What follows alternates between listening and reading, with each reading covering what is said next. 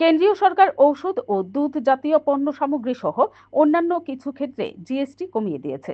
22শে September থেকে তা কার্যকর হয়েছে। 2017 সালে জিএসটি প্রথা প্রথম চালু হয়েছিল। প্রধানমন্ত্রী নরেন্দ্র মোদীর নেতৃত্বাধীন সরকার বিভিন্ন বিষয়ে পরীক্ষা নিরীক্ষা করে বেশ কিছু ক্ষেত্রে জিএসটি কমানোর সিদ্ধান্ত গ্রহণ করেছে। এই সিদ্ধান্ত গ্রহণের ফলে বিভিন্ন জিনিসপত্রের দাম অনেকটাই কমার সম্ভাবনা রয়েছে। এ বিষয়ে ক্রেতা ও বিক্রেতাদের সচেতন করার লক্ষ্যে বিজেপি দলের পক্ষ থেকে কর্মসূচি গ্রহণ করা হয়েছে। এই কর্মসূচির অঙ্গ হিসেবেই বিজেপির প্রদেশ সভাপতি রাজীব ভট্টাচার্য মঙ্গলবার মহারাজগঞ্জ বাজারে ক্রেতা বিক্রেতাদের সচেতন করার লক্ষ্যে এই কর্মসূচিতে সামিল হয়।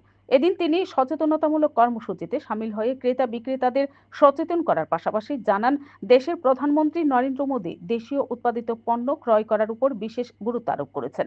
তাতে দেশে উৎপন্ন পণ্য দেশকে আর্থিক দিক দিয়ে উন্নত করবে। আমাদের দেশে যেসব পণ্য উৎপাদিত হচ্ছে তা গ্রহণ করার জন্য সকলের প্রতি তিনি আহ্বান জানিয়েছেন। Bureau report, BTV Tripura news. আপনারা জানেন যে গতকালকে 22শে সেপ্টেম্বর থেকে আমাদের দেশের যশস্বী প্রধানমন্ত্রী নরেন্দ্র মোদীজি আমাদেরকে ভারতবাসীকে একটা উপহার দিয়েছেন। উপহারটা এরকম, আমরা সবাই জানি যে 2017-তে আমাদের জিএসটি কাউন্সিল গঠিত হয়, জিএসটি হয়েছিল এবং সেই সময় 17টি স্ল্যাব সেই সময় ছিল। তো অনেকগুলি স্ল্যাব ছিল, মানে অনেক জটিলতা কিছু ছিল।